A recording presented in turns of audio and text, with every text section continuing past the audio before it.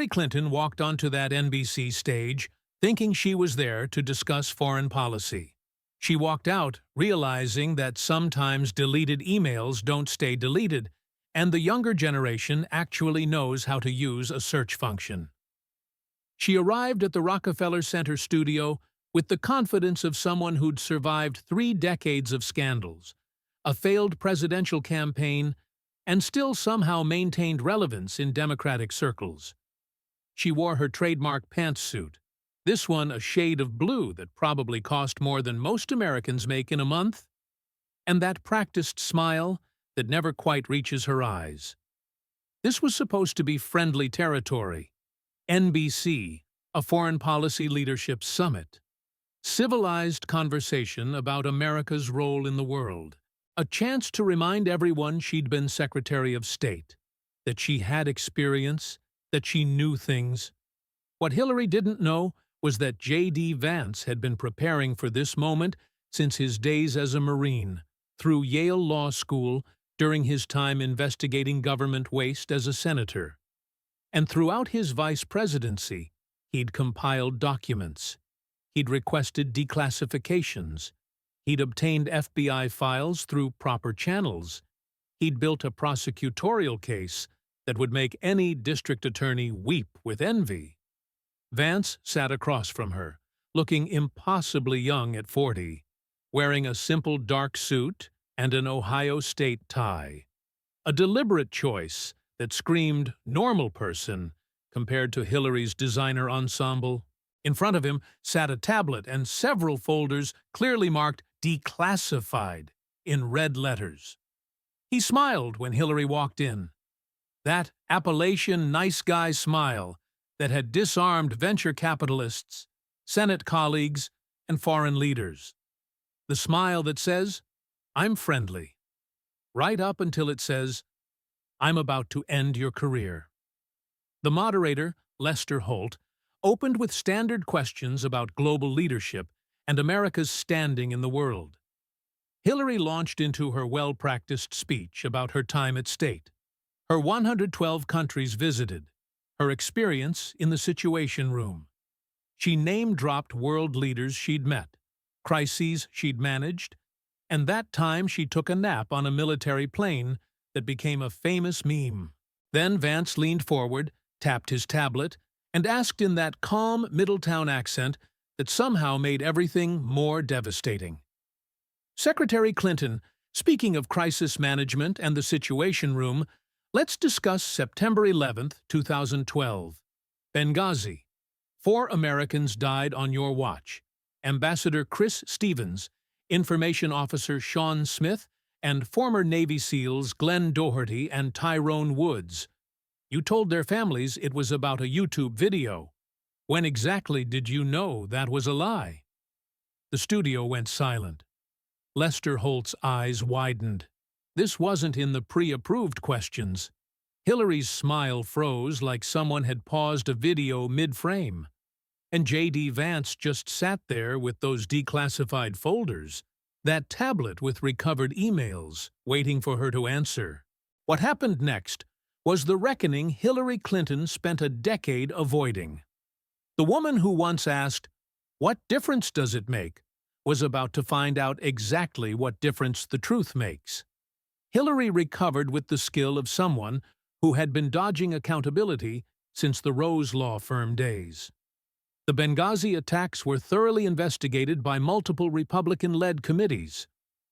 "Let's not talk about the committees," Vance interrupted smoothly.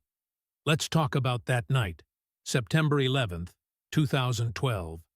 Let's walk through the timeline, shall we?" He pulled up the first document on his tablet, turning it so the cameras could see. The attack on the diplomatic compound in Benghazi began at 9:42 p.m. local time. You were notified within 30 minutes. We know this because the State Department Operations Center sent you an email at 10:32 p.m. That's 4:32 p.m. Washington time, stating approximately 20 armed people fired shots. Explosions have been heard as well. Vance pulled out a printed email. But here's what's interesting. At 11:12 p.m., Just 40 minutes after the attack started, you sent an email to your daughter, Chelsea. You didn't use her real name. You used the alias Diane Reynolds, because even in your personal emails, you couldn't be straight with people. In that email, you wrote, "2 of our officers were killed in Benghazi by an Al-Qaeda-like group." He looked up. Al-Qaeda-like group? That's what you told your daughter the night it happened. Within 2 hours of the attack starting, you knew it was terrorism. You knew it had nothing to do with a YouTube video. You knew it was Al-Qaeda related because that's what you told your own daughter. Hillary started to respond. Vance held up another document. The next morning, you had a call with the Egyptian Prime Minister. According to the notes from that call, you told him, "We know the attack in Libya had nothing to do with the film. It was a planned attack, not a protest." Vance set down the document. "So, let me get this straight. You told your daughter it was terrorism. You told the Egyptian Prime Minister it wasn't about a video. But what did you tell the American people?" He pulled up a video clip on the display screens. Hillary at a press conference standing next to the caskets of the 4 dead Americans. "We've seen rage and violence directed at American embassies over an awful internet video that we had nothing to do with." The clip continued. Hillary at a State Department event. "We've seen the heavy assault on our post in Benghazi that took the lives of those brave men linked to a demonstration about a film." Another clip, Susan Rice on 5 Sunday Morning, shows all saying the same thing. This began as a spontaneous protest in response to what had transpired in Cairo. A protest against an internet video. Vance stopped the video. Susan Rice went on 5 separate Sunday shows and blamed a YouTube video. Who sent her? Who gave her the talking points? He didn't wait for an answer. "You did. You were Secretary of State. Rice was UN ambassador. She reported to you. Those talking points came from your office." He pulled out testimony transcripts. But here's the worst part. Charles Woods, father of Tyrone Woods, he wrote in his diary what you said to him at his son's coffin ceremony. Quote, "We are going to have the filmmaker arrested, who was responsible for the death of your son." The filmmaker, Secretary Clinton? You looked a grieving father in the eye and blamed a filmmaker for his son's death when you knew it was a terrorist attack. Vance's voice got harder. Patricia Smith, Sean Smith's mother. She testified before Congress about what you told her. Quote, "She said it was because of the video. She knew that it was not the video. She said that to make me feel better." He looked at Hillary. "To make her feel better? You lied to a grieving mother to make her feel better?" He spread out the documents. "You told your daughter the truth. You told foreign leaders the truth. You told your political allies the truth. But you told the American people a lie. You told grieving families a lie. Why? Because it was 2 months before the 2012 election, and the Obama administration was running on the narrative that Al-Qaeda is on the run. You couldn't admit Al-Qaeda had killed 4 Americans on September 11th on your watch. So, you lied." Hillary's face had gone from confident to defensive. The intelligence was evolving. "Your own emails prove you knew from hour 1, Vance shot back. This wasn't evolving intelligence. This was a calculated lie. 4 Americans died. Ambassador Stevens had been requesting additional security for months. His cables to your office documented the deteriorating security situation. He asked for help. You denied it. Vance pulled out more documents. In the months before the attack, Ambassador Stevens sent multiple cables requesting additional security personnel. Your office denied those requests. On the day of the attack, when the compound was under assault, military assets were available. CIA security personnel on the ground later testified they were told to stand down and not immediately respond. Rescue teams were ready to deploy from bases in Europe. They were told to wait. He looked directly at her. 4 Americans died because you denied them adequate security before the attack and failed to send rescue during the attack. Then you lied about why they died to protect your political career. Secretary Clinton, you asked Congress, what difference does it make? It makes the difference between a public servant and someone who should have been prosecuted for negligence, dereliction of duty, and perjury. The audience was dead silent. Hillary sat rigid, her practiced composure cracking. Vance just gathered his first set of documents and reached for the second folder. "But we're just getting started," he said quietly. "Let's talk about your emails." And, folks, that was just round 1. Vance had 3 decades of Clinton scandals loaded. Hit subscribe. Lester Holt tried to steer to a commercial break. Vance ignored him. Secretary Clinton, you've called your private email server a mistake. Let's examine what that mistake entailed, because it looks less like an error in judgment and more like a premeditated criminal conspiracy to avoid congressional oversight and Freedom of Information Act requests. He pulled out technical documents. March 2009, shortly after you became Secretary of State, you set up a private email server in the basement of your home in Chappaqua, New York. This server, maintained by a small IT company in Denver, not by State Department security personnel, handled all of your official government correspondence. Vance held up FBI reports. The FBI investigation found that you sent and received 33,000 emails using this private server during your time as Secretary of State. Of those, 110 emails contained classified information at the time they were sent. 8 of those chains contained top-secret information, the highest classification level. Another 2,000 were later upclassified to classified status. He set down the reports. Now, every government employee who handles classified information receives training on how to protect it. You signed documents acknowledging you understood classification rules. Yet you conducted official State Department business, including classified discussions, on a private server that had none of the security protocols required for government systems. Hillary started to defend herself. The server was secure. "The server was in your basement," Vance interrupted flatly. "It wasn't monitored by government security.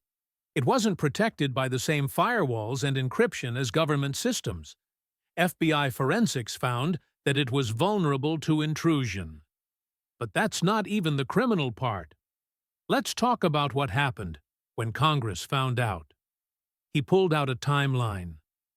March 2015, the New York Times breaks the story about your private email server.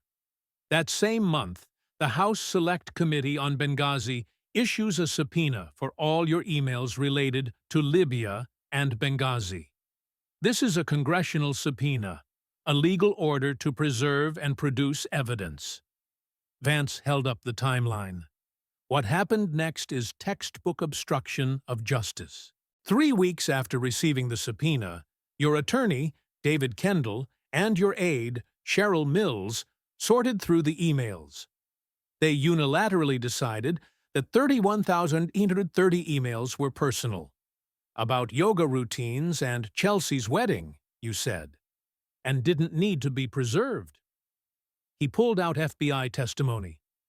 Then your IT specialist, Paul Combetta, used software called BleachBit, a program specifically designed to permanently delete data beyond recovery, to wipe those 31,830 emails from the server.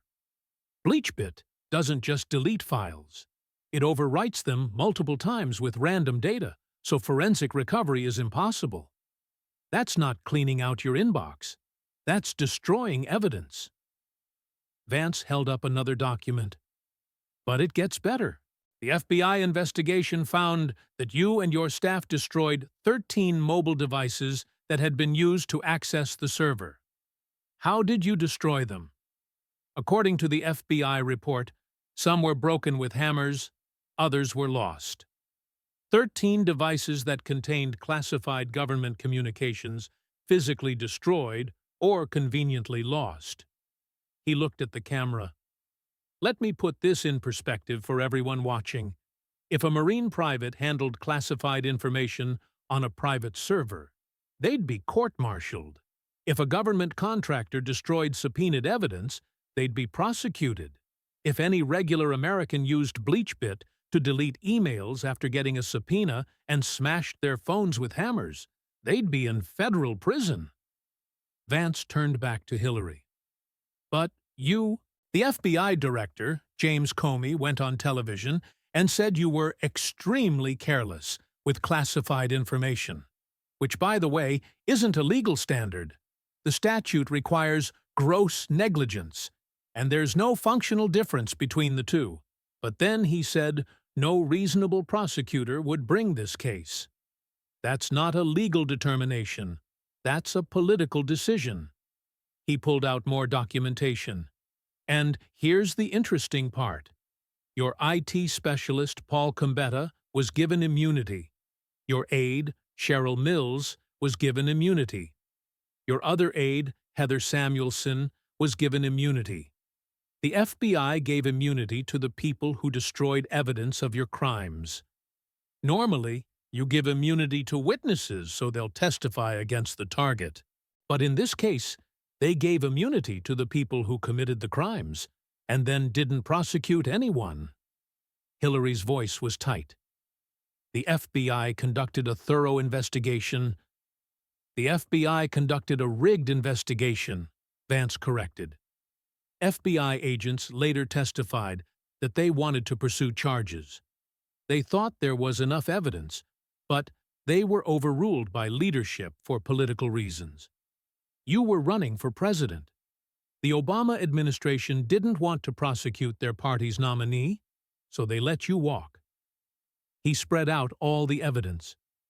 You set up a private server to avoid oversight. You conducted government business in secret. You exposed classified information to potential foreign adversaries. When Congress subpoenaed your emails, you deleted 31,930 of them.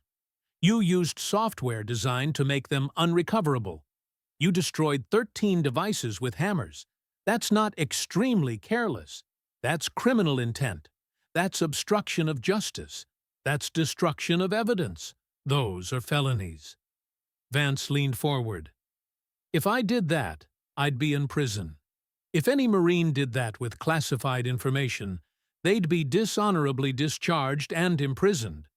But you ran for president because your name is Clinton, and Clintons don't face consequences. That's not equal justice under law. That's a two-tier system where political elites operate above the law that governs everyone else. The audience was stunned. Hillary looked like she wanted to leave, but Vance was reaching for folder number 3. Now, let's talk about how you monetize that State Department position, he said. Let's discuss the Clinton Foundation. The audience was silent. Hillary's famous composure was cracking. 6 more rounds to go. Vance pulled out financial records with the care of a prosecutor presenting Exhibit A in a RICO case. The Clinton Foundation, a charity, very generous, helps people around the world. Except it seems that everyone who donated large sums to this charity got special access to you as Secretary of State. Weird pattern. He held up a chart. Let's start with the big one. Uranium One. Russia wanted to acquire a controlling stake in Uranium One, a Canadian company with mining rights to approximately 20% of America's uranium. This required approval from the Committee on Foreign Investment in the United States, which included the State Department. Your State Department. Vance pulled out the timeline. As this deal was being reviewed, Russian interests connected to the acquisition donated $145 million to the Clinton Foundation. Let me repeat that. $145 million from Russians, while you were deciding whether to approve their uranium deal. He showed donation records. Specifically, the chairman of Uranium One, Ian Telfer, routed $235 million to the Clinton Foundation through his family charity. Telfer's company, Eurasia, was merging with Uranium One. Frank Justra, who was involved in the deal, donated $31.3 million to the foundation and pledged $100 million more. Multiple investors in the deal donated millions. Vance held up another document. But it's not just the foundation. In June 2010, while this deal was being reviewed, your husband Bill was paid $500,000 for a single speech in Moscow. The payer? Renaissance Capital, a Russian bank with ties to the Kremlin. Renaissance Capital was promoting Uranium One stock. Bill Clinton got $500,000 from a Russian bank connected to the deal you were reviewing. He set down the documents. The State Department approved the deal. Russia gained control of 20% of America's uranium. The Clinton Foundation got $145 million. Bill got $500,000. And you want us to believe this was all coincidence? Hillary tried to interrupt. The State Department was one of 9 agencies that had to approve. You were Secretary of State, Vance said. Your approval was required. Your department signed off, and your family foundation got $145 million from the people benefiting from your approval. That's not public service. That's selling American strategic assets to the highest bidder. He pulled out more examples. But Uranium One wasn't unique. It was a pattern. Algeria wanted favorable treatment from the State Department. They were under restrictions for human rights violations. Algeria donated $500,000 to the Clinton Foundation in 2010, during a period when Algerian government donations to the foundation were supposed to be prohibited. Shortly after, State Department policy toward Algeria became more favorable. Vance showed more records. Swedish telecom company Ericsson was under State Department pressure to stop doing business with Iran. They had deals worth billions with the Iranian regime. Then Ericsson paid Bill Clinton $750,000 for a speech. Shortly after, the State Department backed off. Ericsson continued their Iran business for another year and donated to the Clinton Foundation. He pulled out a thick file. Here's a list of Clinton Foundation donors who got meetings with you as Secretary of State. Of the 154 private individuals who met with you, 85 were foundation donors who had given a combined $156 million. That's 55% of your private meetings going to people who'd paid your foundation. That's not access based on policy importance. That's pay to play. Vance held up the Haiti files. Then there is Haiti. In 2010, a devastating earthquake hit Haiti. The Clinton Foundation raised over $30 million for Haiti relief. You were Secretary of State. Bill was named UN Special Envoy to Haiti. The Clintons controlled disaster response. And what happened to that $30 million? He showed the investigations. Haitian activists have been protesting for years about where the foundation money went. Most of it went to contracts with Clinton cronies, friends, and donors who got reconstruction contracts. A luxury hotel resort for tourists, not homes for Haitians. The Haitian people saw almost none of the money raised in their name. There are literally protests in Haiti against the Clinton Foundation for keeping money meant for earthquake victims. Vance pulled out the final damning piece. But here's the smoking gun. After you lost the 2016 election, Clinton Foundation donations dropped 90%. In 2016, when you had power and might become president, the foundation raised $18 million. In 2017, after you lost, it raised $2.6 million. By 2020, It was down to $1.6 million. Why would donations drop 90% if it's a charity doing good work? He answered his own question. Because donors weren't giving to charity. They were buying access to power. When you had power, donations poured in. When you lost power, donations dried up. That's not philanthropy. That's what the FBI calls a criminal enterprise. It's money laundering disguised as charity. Vance gathered the financial documents. You took $145 million from Russians while approving their uranium deal. You took money from foreign governments while making policy affecting them. You collected donations from people who got State Department contracts and favorable policies. After you lost the election, donations collapsed because there was no more power to buy. The Clinton Foundation wasn't charity. It was the mechanism through which you sold American interests to the highest bidder. Hillary's face was red. The foundation has helped millions of people. The foundation helped you accumulate hundreds of millions of dollars while selling government influence, Vance said coldly. When you had power, donations poured in. When you lost power, they stopped. That's not because you suddenly stopped helping people.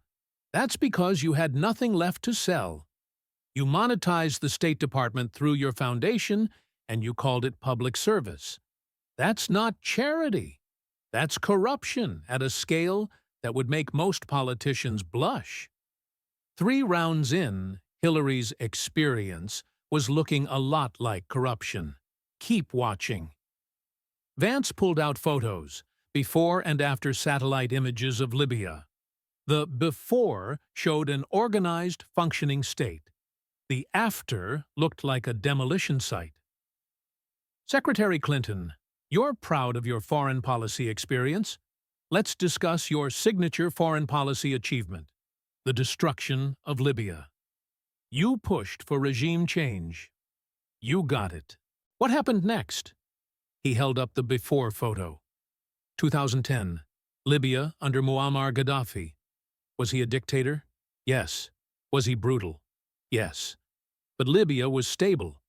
They had the highest standard of living in Africa. Free health care, free education, functioning infrastructure, no terrorist presence, and Gaddafi had given up his nuclear weapons program in 2003 after seeing what happened to Saddam Hussein. Vance set it down and picked up the after photo. 2012 onwards. Libya after your intervention. Failed state, multiple competing governments, civil war, ISIS stronghold, refugee crisis, weapons flooding the region, open-air slave markets. This is what your foreign policy produced. He pulled out internal emails. These are your emails from 2011. They show you were the primary advocate for military intervention in Libya within the Obama administration. Obama was hesitant. Defense Secretary Gates opposed it. But you pushed hard. You wanted this as your legacy achievement. You saw it as your chance to show you could manage a successful regime change. Vance read from an email. Libya represents a strategic opportunity to demonstrate that smart power works. That's you writing to your staff. Smart power. Let's see how smart it was. He showed the timeline. March 2011. NATO begins bombing campaign in Libya. October 2011, Gaddafi is captured by rebel forces and killed. And how did you react to learning about his death? Vance played the video clip. Hillary on camera, laughing. We came, we saw, he died. She laughs again, delighted with her Caesar reference. Vance stopped the video. You laughed.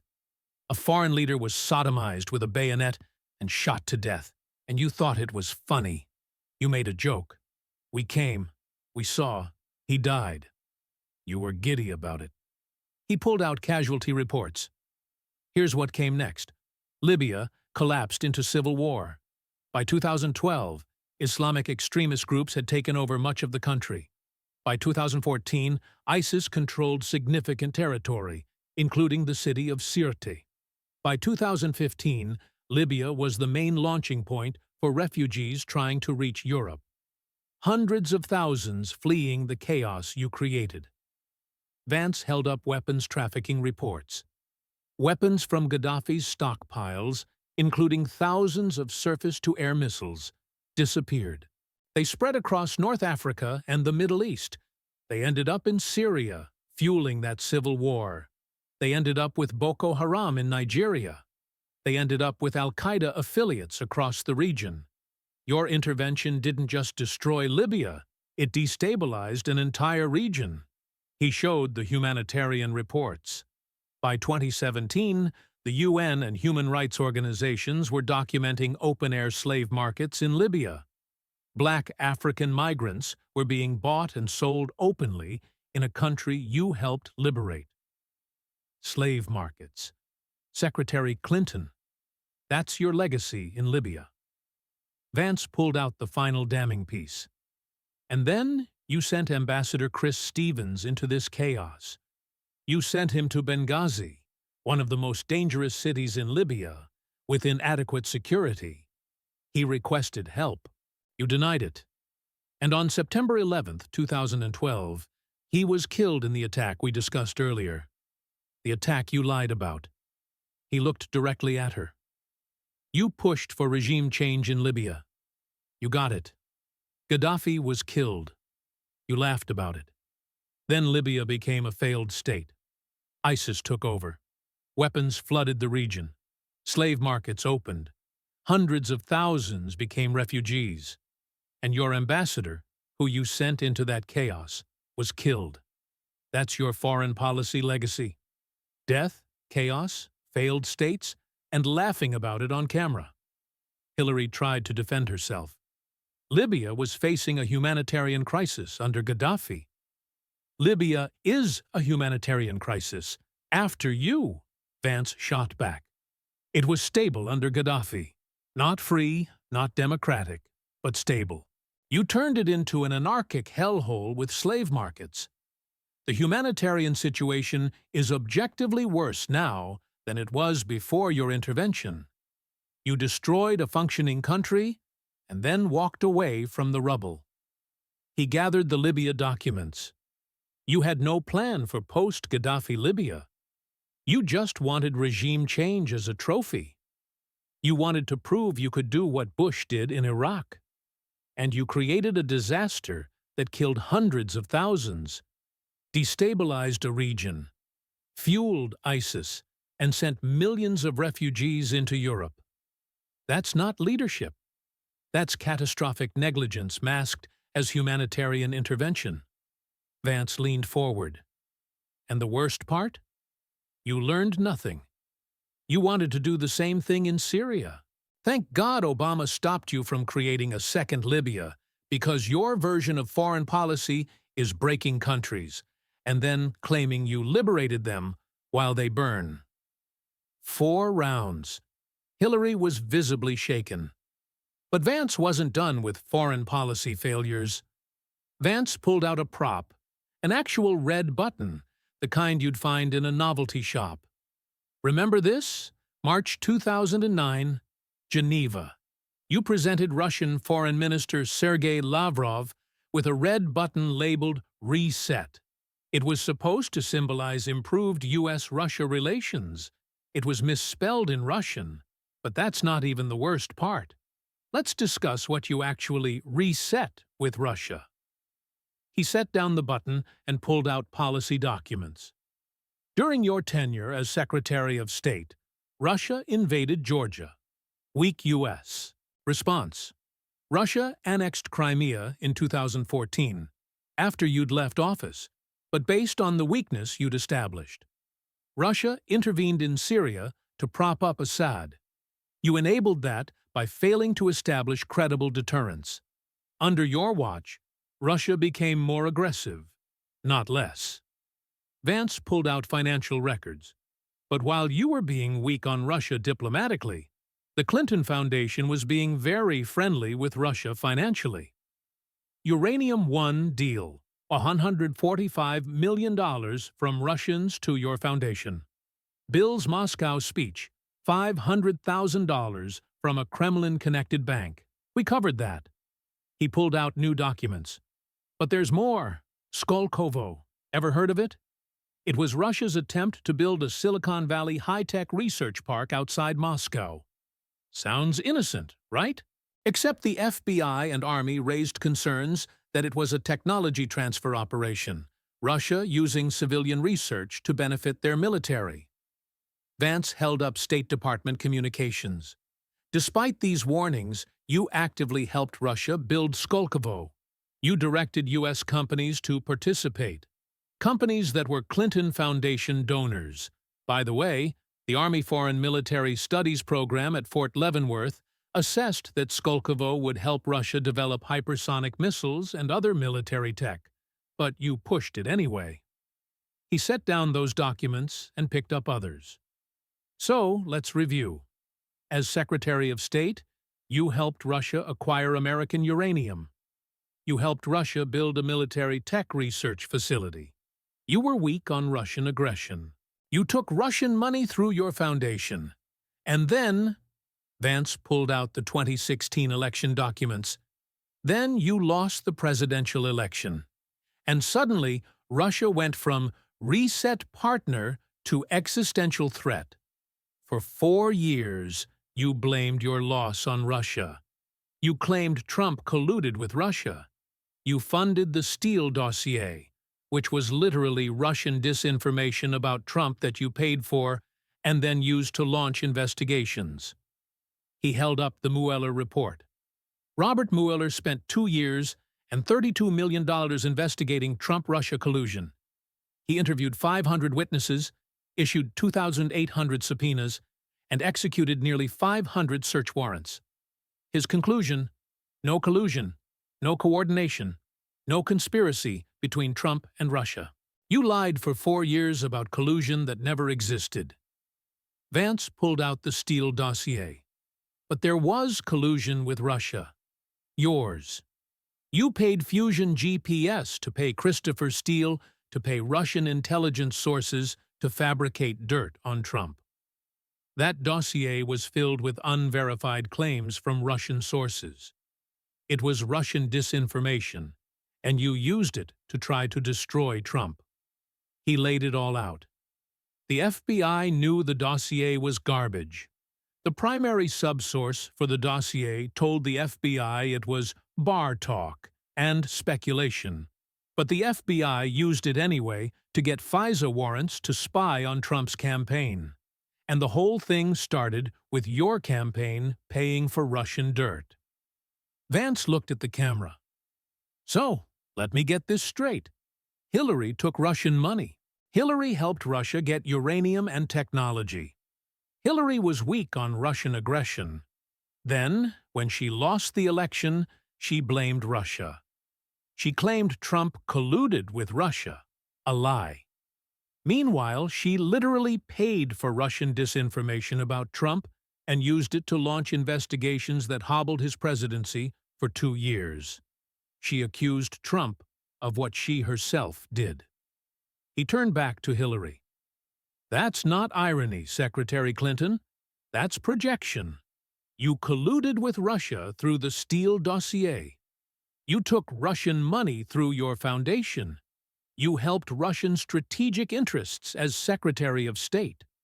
Then you accused your opponent of your own crimes. You gaslit an entire nation for 4 years about collusion that was proven not to exist while engaging in actual Russia collusion yourself. Hillary's voice was shrill. The intelligence community assessed that Russia interfered. Russia interfered, Vance agreed. They always try to interfere. But there was no Trump collusion. Mueller confirmed it. There was Clinton-Russia corruption. The money trail proves it. You took their money, approved their deals, helped their tech transfers. And when caught, you accused your opponent of your own crimes. That's not just corruption. It's one of the most successful gaslighting operations in American political history. 5 rounds. Hillary's Russia hysteria exposed as projection. 3 more devastating rounds coming. Vance pulled out a laptop. unusual for him, but necessary for what came next. Secretary Clinton, you talk a lot about defending democracy, about threats to democratic norms, about protecting the integrity of elections. Let's discuss how you treated democracy in your own party's primary. He opened the laptop to show emails on the screen. July 2016. WikiLeaks publishes approximately 20,000 internal Democratic National Committee emails. These emails showed something remarkable. The DNC, which is supposed to be neutral in primaries, was actively working to help you and hurt Bernie Sanders. Vance pulled up specific emails on screen. May 21, 2016. DNC Communications Director Luis Miranda writes, "Wondering if there's a good Bernie narrative for a story, which is that Bernie never ever had his act together, that his campaign was a mess." That's the DNC, supposed to be neutral, brainstorming negative stories about Bernie. Another email, May 5, 2016. DNC CFO Brad Marshall writes, "It might make no difference, but for KY and WVA, can we get someone to ask his belief? Does he believe in a God? This could make several points difference with my peeps. My Southern Baptist peeps would draw a big difference between a Jew and an atheist." They wanted to attack Bernie's religion in southern states. Vance looked up. The DNC was planning to use anti-Semitic attacks against Bernie Sanders to help you. Let that sink in. The party that claims to oppose bigotry was planning to exploit religious bigotry to help their preferred candidate. He pulled up more emails. April 24, 2016. DNC official Mark Paustenbach suggests to Miranda, "Wondering if there's a good Bernie narrative for a story, that his campaign was a mess." These are party officials who are supposed to be impartial, coordinating negative stories about your opponent. Vance showed debate documents. Then there's Donna Brazil. She was a CNN contributor and vice chair of the DNC. In October 2016, WikiLeaks showed she sent you debate questions in advance. Before a CNN town hall, she sent your campaign an email with the exact wording of a question about the death penalty. Before another debate, she sent a question about Flint's water crisis. "You got the questions early. Bernie didn't." He pulled out more evidence. When this was exposed, CNN fired Brazil. She denied it at first, called it false. Then in 2017, after you lost, she wrote a book. In that book, she admitted, "I had promised Bernie when I took the helm of the Democratic National Committee after the convention that I would get to the bottom of whether Hillary Clinton's team had rigged the nomination process. By September 7th, I had found my proof, and it broke my heart." Vance read from the book. The agreement, signed by Amy Dacey, the former CEO of the DNC, and Clinton campaign manager Robbie Mook, specified that in exchange for raising money and investing in the DNC, Hillary would control the party's finances, strategy, and all the money raised. Her campaign had the right of refusal of who would be the party communications director, and it would make final decisions on all the other staff. This was signed in August 2015, before a single vote was cast. He looked at Hillary. "You bought control of the DNC a year before the primary started. You controlled the party apparatus while running against Bernie. That's not a primary. That's a coronation." Vance pulled out the final piece. When DNC Chair Debbie Wasserman Schultz was forced to resign over the scandal of DNC bias, you hired her immediately. Same day, she resigned in disgrace, and you gave her a position in your campaign. That's not distancing yourself from corruption. That's rewarding it. He gathered the evidence. You got debate questions in advance. The DNC worked actively against your opponent. You had financial control over the party during the primary. When the DNC chair resigned over bias toward you, you hired her. Bernie never had a fair shot because you bought the referees. Hillary protested. I won by millions of votes. After rigging the process, Vance said. After getting questions early. After the DNC put their thumb on the scale. After controlling party finances and strategy. You didn't win a fair primary. You won a rigged one. And then you lecture about democratic norms. You subverted democracy in your own party, and you want us to trust you to defend it nationally. He leaned back. Here's the real kicker. Bernie supporters were furious. Many stayed home in the general election. Some voted third party. Some even voted Trump. You suppressed your own party's turnout by rigging the primary. You hurt your own campaign by being too greedy to let democracy work. That's not political strategy. That's self-destructive corruption. 6 rounds. Hillary's Democratic credentials in ruins. 2 more rounds. The most personal. Vance paused. This round was personal, and it required care. Secretary Clinton, you've positioned yourself as a champion of women's rights, a feminist icon, a voice for women who've been victimized. Let's discuss your actual record on that front. Specifically, your treatment of women who accused your husband of sexual misconduct. Hillary's face went rigid. This was territory she'd successfully kept off limits for years. But Vance had receipts, and he was done respecting boundaries. Bill Clinton's history is well documented. Multiple women accused him of sexual misconduct over the years. Jennifer Flowers, Paula Jones, Kathleen Willey, Juanita Broaddrick, and most famously, Monica Lewinsky, a 22-year-old White House intern with whom the President of the United States had an inappropriate relationship. Vance pulled out court documents. Let's start with Paula Jones. She sued your husband for sexual harassment in 1994, claiming he propositioned her crudely in a hotel room when he was Arkansas governor. Your response? You led the campaign to destroy her credibility. You reportedly referred to her as trailer trash. Your advisor, James Carville, famously said of Paula Jones, drag a $100 bill through a trailer park. You never know what you'll find. That was your team's strategy. Smear the accuser. He pulled out more documentation. Juanita Broaddrick. She claimed your husband raped her in 1978. She stayed silent for years out of fear. When she finally told her story in 1999, what was your response? According to her testimony, you approached her at a campaign event and said, I want you to know that we appreciate everything you do for Bill. She interpreted it as a threat, a message that she should keep quiet. Vance looked directly at Hillary. A woman claims she was raped by your husband, and you allegedly intimidate her into silence. Is that championing women, Secretary Clinton? He pulled out the Lewinsky documents. Then there's Monica Lewinsky. Yes, she was an adult, but she was 22, an intern.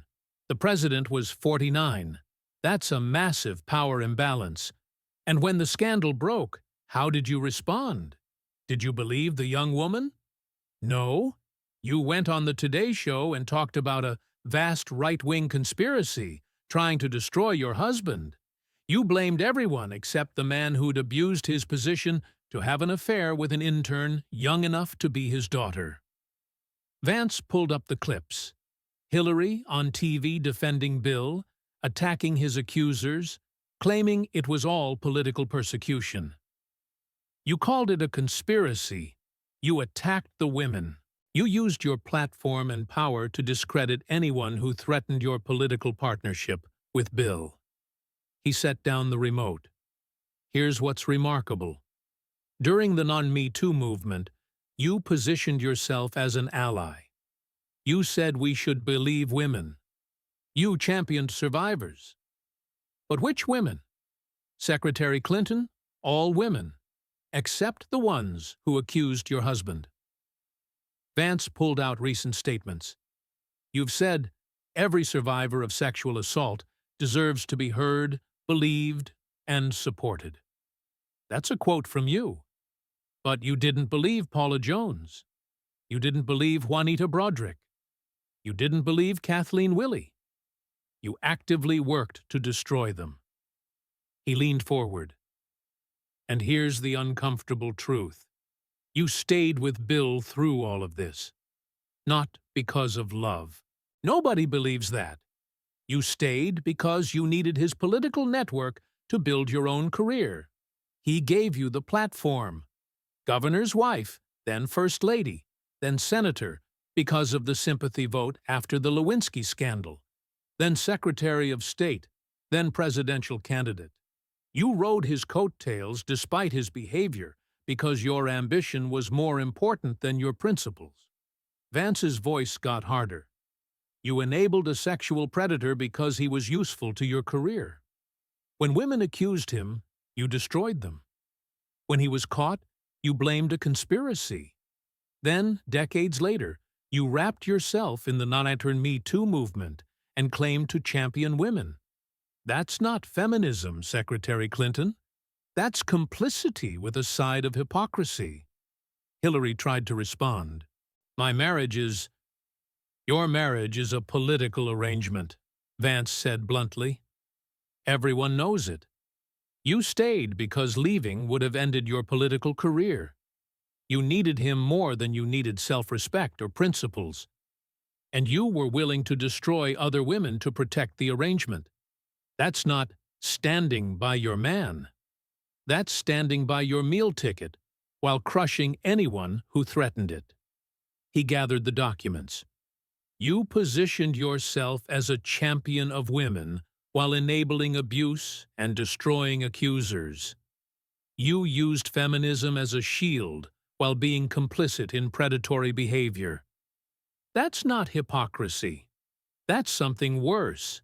It's using the cause of women's rights as a prop for your own ambition while actively harming women who got in your way. 7 rounds. One more.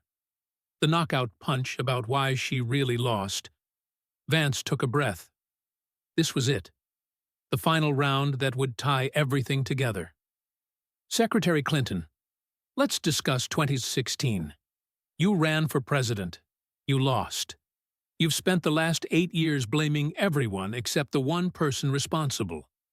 Let's review why you actually lost. He pulled out campaign materials. Your campaign slogan was, "I'm with her." Not about America. Not about policy. About you. Your campaign was about you deserving the presidency, not about what you do for Americans. It was about it being your turn. Vance showed polling data. From the moment you announced, your campaign acted like the presidency was inevitable. You were going to be the first female president. You'd paid your dues. You'd waited your turn. It was owed to you. That's not how democracy works, but that's how you approached it. He pulled out the famous quote. September 9th, 2016. You're at an LGBT fundraiser. You say this, "You could put half of Trump's supporters into what I call the basket of deplorables," right? The racist, sexist, homophobic, xenophobic, Islamophobic, you name it. You called half of Trump's supporters, tens of millions of Americans, deplorable. Vance looked at the camera. She called you deplorable.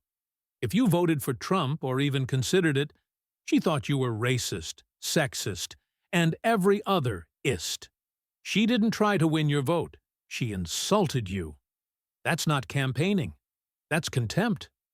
He showed the map. You lost Wisconsin, Michigan, and Pennsylvania. 3 states that had voted Democrat for decades. Blue wall states. You lost them by a combined 77,000 votes. You know how many times you visited Wisconsin during the general election campaign?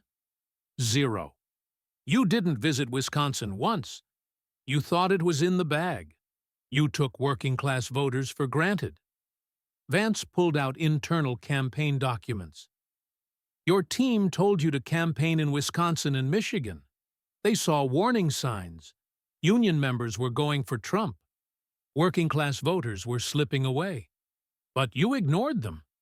You spent the final weeks campaigning in Arizona and Georgia, states you had no chance of winning, because you wanted a landslide. You wanted to humiliate Trump. Instead, you lost the election. He showed her Wall Street speeches. You gave speeches to Goldman Sachs and other Wall Street banks for $225,000 each. You made millions giving speeches to the people who caused the 2008 financial crisis. When the transcripts leaked, voters read that you told bankers you have public positions and private positions. You admitted to having different views in private than you expressed publicly. That's the definition of dishonest. Vance pulled out more campaign materials.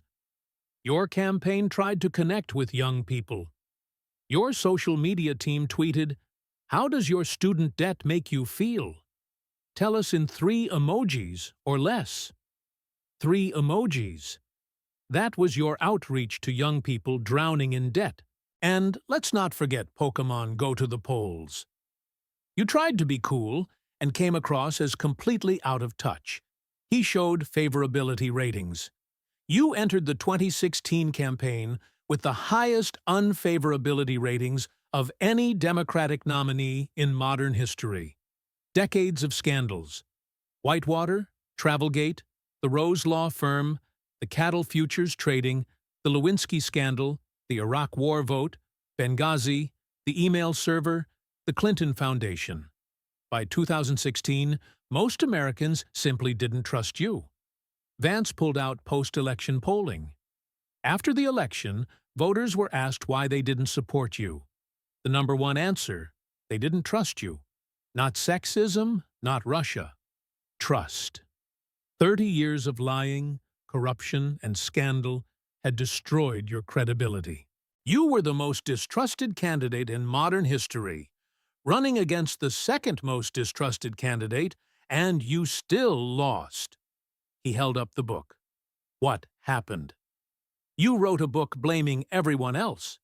You blamed Comey for reopening the email investigation. You blamed Russia for hacking. You blamed WikiLeaks for publishing emails. You blamed Bernie for weakening you in the primary. You blamed Jill Stein for splitting the vote. You blamed sexism. You blamed the media. You blamed everyone except Hillary Clinton. Vance set down the book. Here's what happened. You ran the worst campaign in modern history. You ignored swing states. You called voters deplorable. You were dishonest about your positions. You came across as entitled and inauthentic. And you had decades of corruption and scandal.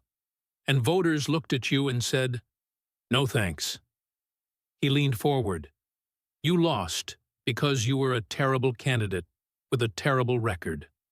You represented everything voters hate about Washington: corruption, entitlement, dishonesty, above-the-law behavior. You thought you deserved the presidency, but voters don't care what you think you deserve. They care whether you'll serve them, and your record showed you'd only ever served yourself. Hillary tried one last defense. I won the popular vote. You lost the Electoral College, Vance said flatly, which is how we elect presidents.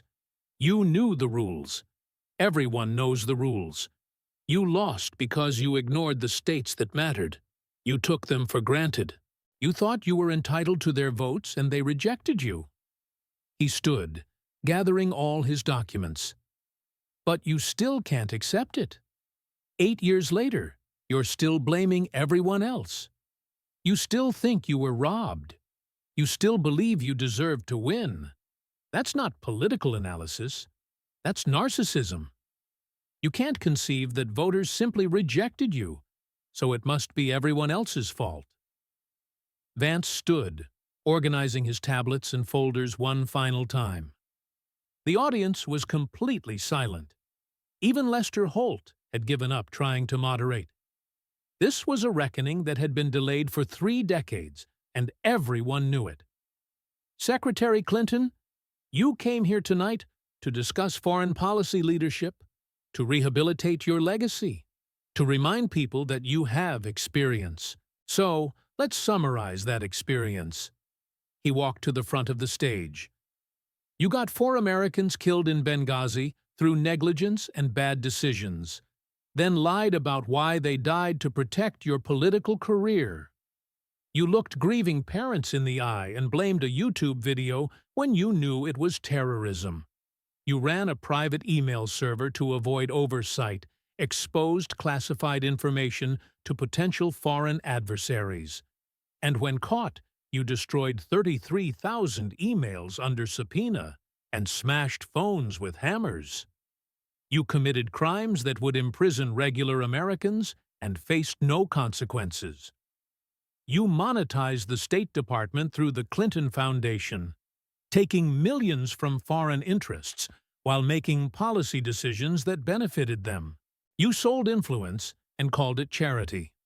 You destroyed Libya, turning a stable country into a failed state with open-air slave markets. You pushed regime change with no plan for the aftermath, creating chaos that killed hundreds of thousands and destabilized a region. You took Russian money, approved Russian deals, and helped Russian tech transfers as Secretary of State. Then, when you lost the election, you blamed Russia and accused your opponent of collusion that never existed, while you'd actually paid for Russian disinformation to use against him.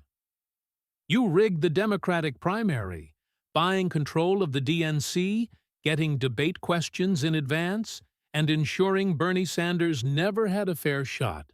You subverted democracy in your own party while claiming to defend democratic norms.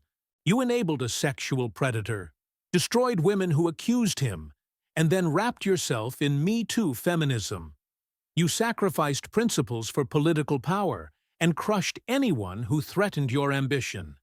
And you lost the 2016 election because voters simply didn't trust you. 30 years of corruption, lies, and scandal made you unelectable. But you still can't accept it. You still blame everyone else. You still think you were robbed of what you deserved. Vance looked directly at her. For 30 years, you've operated above the law. You've committed crimes with no consequences. You've lied with no accountability. You've sold American interests with no prosecution. You've destroyed anyone who got in your way. And you've never, not once, faced real justice. He looked at the camera. This is why Americans don't trust government. People like Hillary Clinton play by different rules. She lies? No consequences. She destroys evidence? No consequences. She takes foreign money? No consequences. She gets Americans killed? No consequences. There's one set of rules for regular Americans and another set for Clintons. Vance turned back to Hillary one final time. You wanted to talk about leadership. Real leaders take responsibility. You've never taken responsibility for anything. Real leaders serve others. You've only served yourself. Real leaders tell the truth. You've lied so much, I don't think you know what truth is anymore.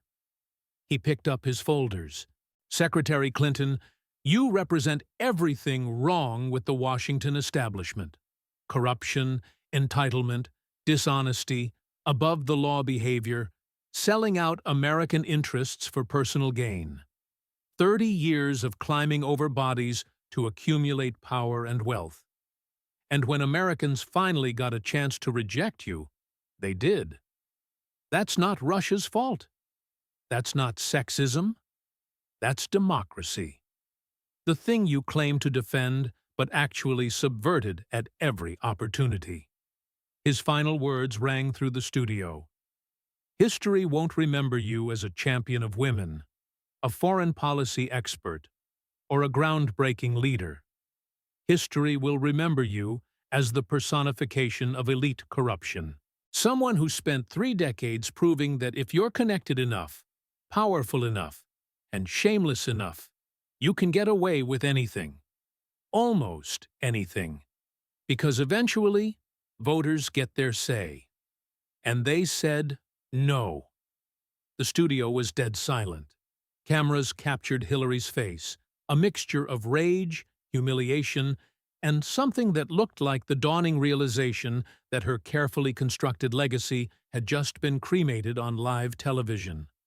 Lester Holt didn't even try to give her rebuttal time. What could she say? Every word Vance spoke was documented. Every charge had receipts. Every accusation was backed by her own emails, her own words, her own documented actions. J.D. Vance had spent 30 years watching the Clintons escape accountability. He just delivered 3 decades of justice in 2 hours. The video didn't go viral. It went nuclear. Within 6 hours, it had 120 million views across all platforms. Within 24 hours, it was the most watched political moment in Internet history. Within 48 hours, even CNN couldn't ignore it. But they tried. Vance's unprecedented attack was the headline. Their own focus groups showed 71% of viewers, including 38% of Democrats, thought Vance raised legitimate concerns that deserved answers. The narrative was collapsing in real time. Lock her up started trending again, but this time it wasn't empty rhetoric. Specific crimes were being cited. Legal scholars were writing op-eds about statutes of limitation, prosecutorial discretion, and two-tier justice. The pressure became immense. Within a week, the Department of Justice announced they were reviewing certain matters related to the Clinton Foundation. Translation? They couldn't ignore it anymore. 2 weeks later, the IRS began an audit of the foundation's tax-exempt status. A month later, the FBI confirmed an investigation into foreign donations and potential FARA violations. Hillary canceled her remaining public appearances. Her representatives claimed scheduling conflicts, but everyone knew she'd become radioactive. Universities that had invited her suddenly discovered budget constraints. Corporations that had paid her $250,000 for speeches found other speakers. The Clinton Global Initiative, already declining, announced it would wind down operations. The Democratic Party leadership faced an uncomfortable reckoning. They'd protected the Clintons for decades. They'd vouched for Hillary's integrity. They'd blamed everyone else for her 2016 loss. Now they looked complicit. AOC, sensing opportunity, tweeted, "Maybe we should have nominated Bernie." The progressive wing of the party used the moment to completely reject Clintonism. But perhaps most devastating was the historical revision. Within months, think pieces started appearing. The Clinton years, a reevaluation. Historians who'd been sympathetic began acknowledging the pattern of corruption. The word Clintonian shifted from meaning politically skilled to meaning corrupt but slippery. Bill Clinton notably said nothing. He'd spent 3 decades using charm to escape consequences. But even he knew there was no charming away this much documented evidence. The Clinton Foundation donations, already down 90% since 2016, dropped to nearly zero. The speaking invitations dried up. The power couple that had dominated Democratic politics for 3 decades became pariahs. The most telling moment came 3 months later. Hillary made a rare public appearance at a Democratic fundraiser. As she walked to the podium, half the room stayed seated. No standing ovation, no adulation. Just polite silence mixed with visible discomfort. She gave her speech to scattered applause and left quickly. The video didn't go viral because nobody cared anymore. J.D. Vance's stature, meanwhile, reached new heights. He'd done what seemed impossible, held a sacred cow accountable using nothing but evidence and logic. Conservative media made him a hero.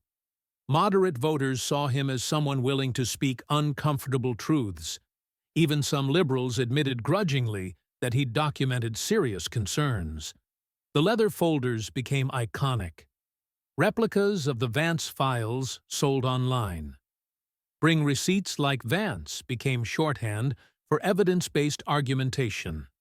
His systematic destruction of Clinton's legacy became required viewing in law schools and debate classes, not for the politics, but for the prosecution.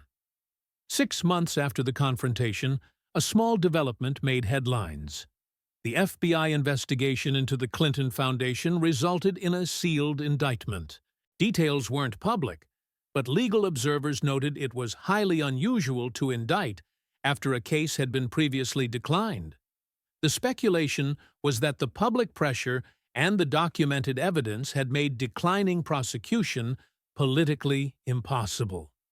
Hillary's attorneys negotiated a deal. Details were never made fully public, but reporting suggested it involved admitting to tax violations in exchange for avoiding FARA and corruption charges. She paid a substantial fine and agreed to cooperate with ongoing investigations.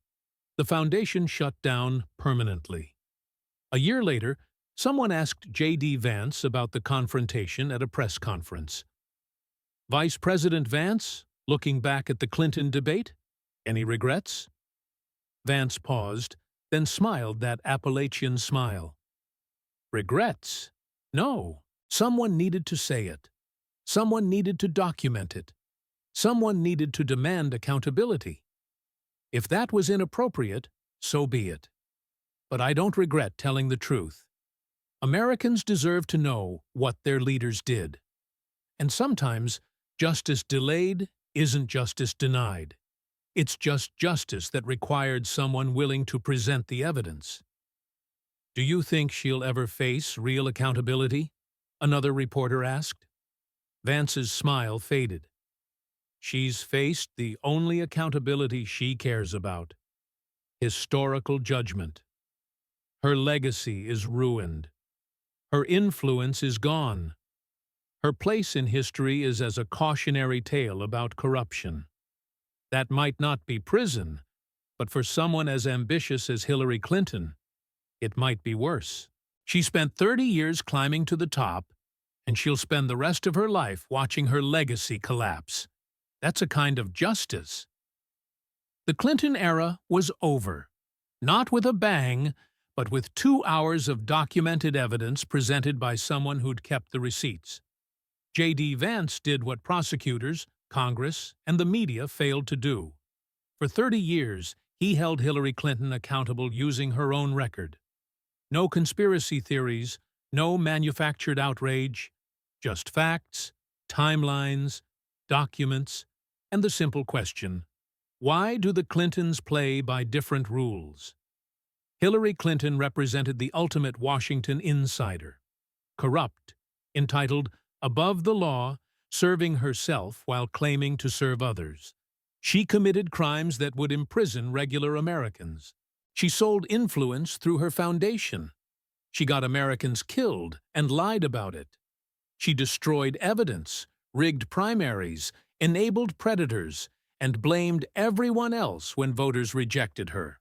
For 30 years, she operated with impunity, until one night, a Marine-turned-senator turned vice president brought folders full of her own emails, financial records, FBI reports, and documented evidence.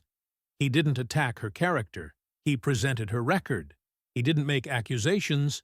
He showed receipts. Share this with everyone who remembers the scandals. Comment below, should there be a statute of limitations on Clinton crimes? Because after watching this, the answer is clear. Justice delayed isn't justice denied if someone finally has the courage to demand it. The Clinton era of corruption, lies, and impunity is over. The receipts were kept. The evidence was preserved. And one night on national television, someone finally presented them to the one person who'd spent 30 years avoiding accountability. History's verdict is in. And it's not kind to people who operate above the law, even if they're named Clinton.